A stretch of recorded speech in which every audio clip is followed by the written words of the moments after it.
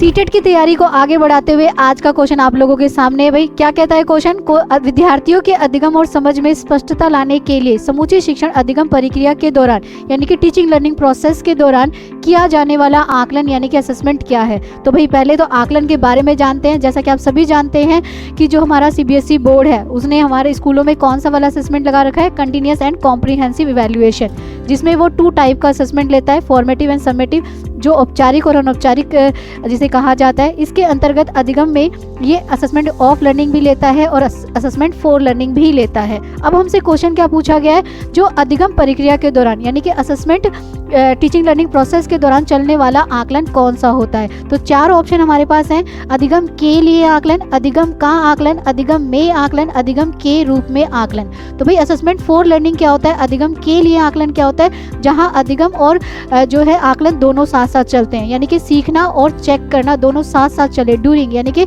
के दौरान चले, उसे हम असेसमेंट फॉर लर्निंग कहते हैं, यानी कि अधिगम के लिए आकलन कहते हैं। अधिगम का आकलन क्या होता है, जो कि हमें सम के बारे में बताता है, यानी कि एंडिंग के बारे में बताता है, जिसमें वार्षिक और अर्धवार्षिक परीक्षाएं शामिल होती हैं, जो कि हमें कुल बताता है यानी कि टोटल बताता है।